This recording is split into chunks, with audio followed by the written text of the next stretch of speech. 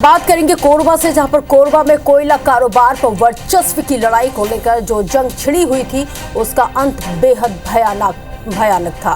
कारोबारियों के बीच के इस गैंग वॉर में एक ट्रांसपोर्टर रोहित जायसवाल के सीने में धारदार हथियार को उतार दिया गया और 5 लोग गंभीर रूप से घायल हुए।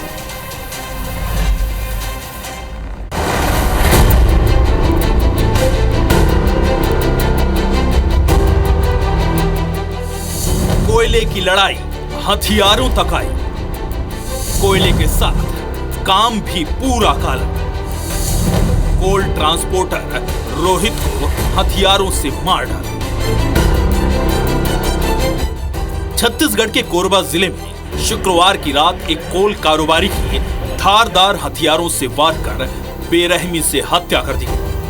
बीजेपी नेता, उसके भाई और भांजे समेत 20 से 25 लोगों ने इस वारदात को अंजाम दिया और इसके पीछे की वजह कोयला ट्रांसपोर्टिंग का कारोबार था, जिसे लेकर दो पक्षों में लंबे वक्त से विवाद चल रहा था। लेकिन यह विवाद खूनी झड़प में तब्दील होगा, ये किसी ने नहीं सोचा था।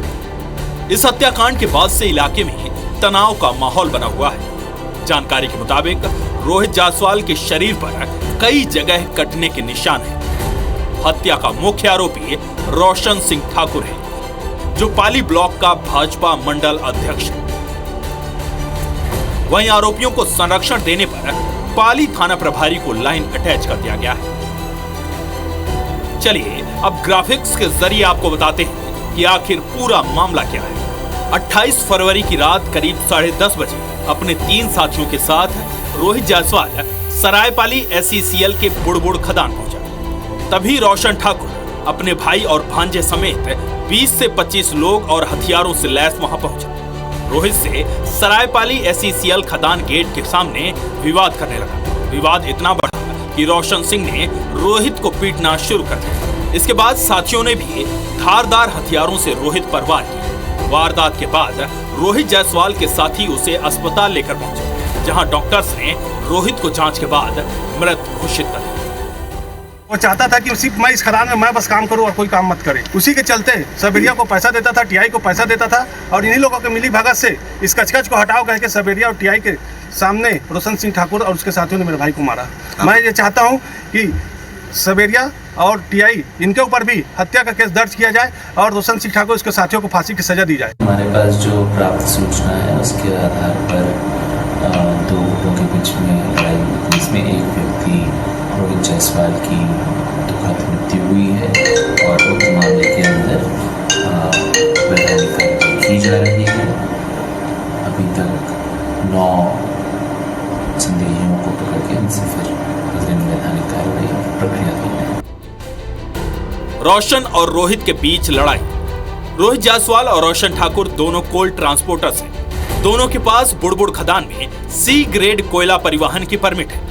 रोशन ठाकुर ज्यादा पावरफुल है। खदान में लोगों से उसकी सेटिंग है। C ग्रेड कोयले में कुछ अच्छा माल भी रहता है।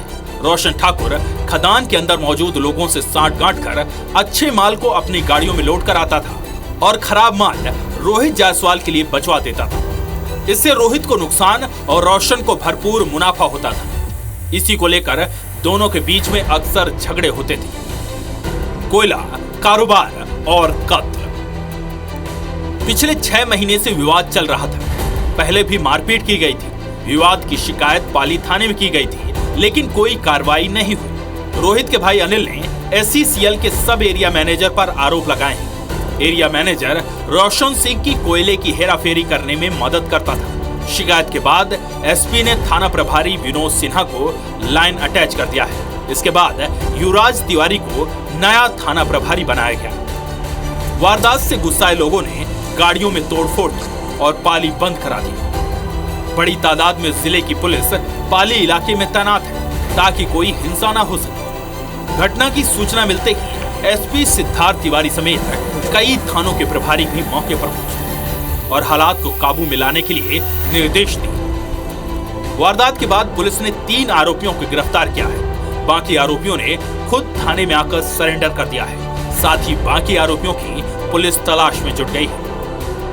इन पर दर्ज हुई FIR। आरोपी रोशन ठाकुर गौरव सिंह ठाकुर, वासु ठाकुर, सौरभ श्रीवास, सुशांत ठाकुर उर्फ सीजू, संस्कार ठाकुर, मोंटी कश्यप, मुकेश श्रीवास, सुनील सागर, प्रभात दुबे, नीलेश सिंह राय, कैलाश कैवत, अनिल मरावी उर्फ छोटू, मयंक सिंह ठाकुर, सूरज पासवान, सुरेंद्र सिंह चौहान के खिलाफ मामला दर्ज हुआ है। ये पूरा केस कोई आम घटना नहीं है, बल्कि बड़ी वारदात है।